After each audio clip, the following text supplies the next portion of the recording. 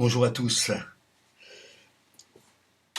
Ces derniers temps, une sorte de polémique, si on peut appeler ça une polémique, euh, à la suite de mes dernières vidéos, fait que je tiens à mettre certaines choses au point.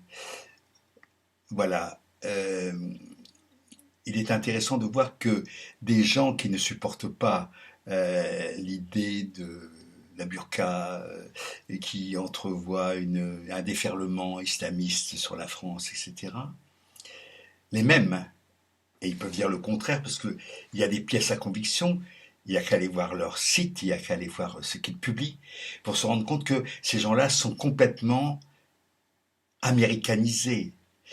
Ils n'en sont même pas conscients dans la langue, dans leur choix culturel. Ils sont totalement américanisés. C'est-à-dire que l'empire culturel américain il est un petit peu comme l'empire romain à l'époque des Gaulois. Ça y est, quoi. C'est assimilé. Il n'y a pas à se poser de questions.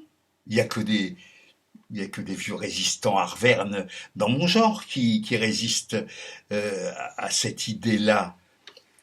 Parce que finalement, tout ce qu'on reproche, la dégénérescence de la civilisation française, la langue, tout ça, c'est pas, mais c'est pas les Arabes.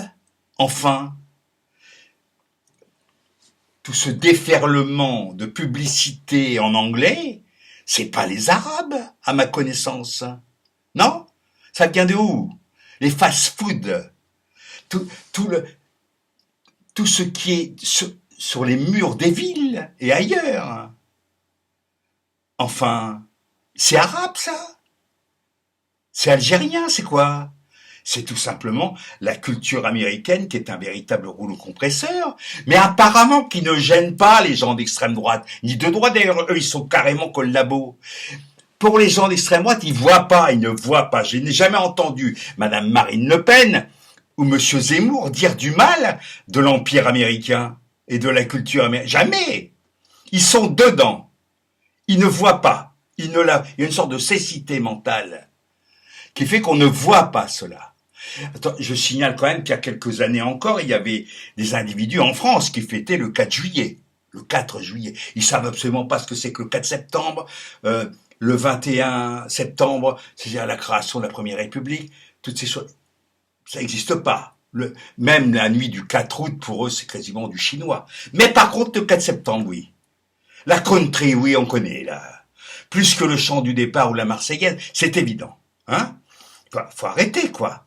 Il faudrait peut-être se retourner un petit peu sur soi-même et voir que depuis le plan Marshall et les deux victoires américaines, celle de la guerre de 14 et celle de la guerre de 39-45, victoire obtenue quand même grâce beaucoup à nos amis britanniques et du Commonwealth et surtout à nos nouveaux ennemis soviétiques.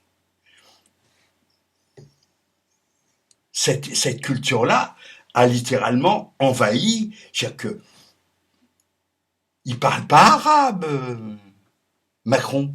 Hein, il parle l'anglais, l'anglo-américain, j'allais dire comme vous et moi, non pas comme moi, mais voilà quoi. Ça y est, c'est intégré. Le nombre de stars de cinéma qui vivent aux États-Unis. Enfin, c'est l'empire américain et il y a les Gaulois qui sont là, qui sont complètement absorbés. Voilà. Apparemment, ça ne gêne pas les gens qui ne supportent pas l'idée même qu'on puisse enseigner l'arabe à des petits arabes en France. Ça leur viendrait même pas à l'esprit. Enfin, c'est les mêmes en même temps qui ne supportent pas non plus que l'on enseigne les langues régionales. Hein. C'est les mêmes en gros. Hein. C'est les mêmes bornés.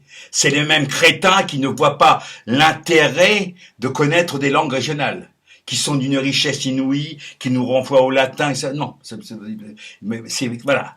C'est les mêmes qui évidemment trouvent scandaleux que les Catalans veuillent leur indépendance, que les Écossais, etc., etc. Parce que finalement ils ne voient pas que à force d'uniformiser le monde sous l'empire américain, les Chinois résistent, hein, mais les gens éprouvent le besoin d'aller se ressourcer dans leurs origines, même si c'est des origines fantasmées. La question n'est pas là. On fait ce qu'on peut, hein.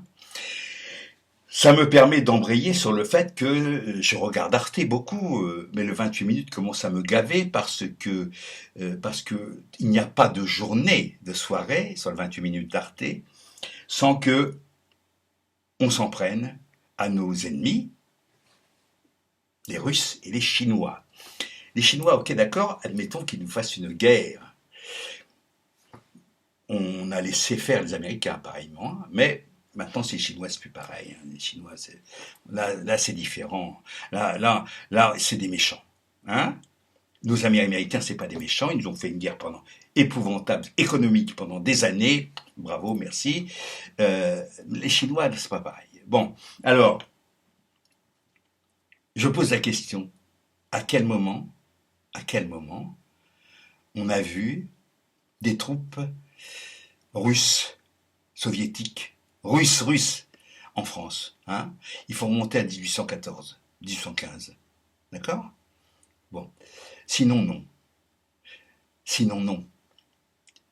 Ils ont été nos alliés pendant la guerre, la première, la deuxième, enfin voilà. Et quels alliés? Mais on a décidé, les pouvoirs ont décidé que c'était des méchants. C'est-à-dire que ce qu'on reproche à Poutine, en gros, on oublie de le reprocher au roi d'Arabie Saoudite, etc. Enfin, il y a deux poids, deux mesures. C'est tellement évident que c'en est grotesque. D'accord? Il y a ceux qui ont la carte démocratique, entre guillemets, ceux qui sont dans la carte démocratique, c'est-à-dire les gens qui acceptent toutes les saloperies fomentées par la CIA et par les États-Unis. Là, il n'y a rien à dire, tout va bien. De l'autre côté, c'est différent. De l'autre côté, c'est des méchants. Ils ne respectent pas les droits de l'homme. Est-ce que les droits de l'homme ont été respectés à l'époque d'Allende? Avec ce coup d'État fomenté par la CIA, tout le monde le sait. Le FBI, tout le monde le sait. C'est connu. Il n'y a pas un pays d'Amérique du Sud qui n'ait pas subi. Enfin, quand même, on reproche à Poutine d'assassiner ses opposants, mais on oublie les 17 tentatives d'homicide sur Fidel Castro. Et sans compter ceux, comme je parle d'Allende, c'était pas lui, c'est pas directement, c'est pas Kissinger qui est allé tuer Allende, évidemment.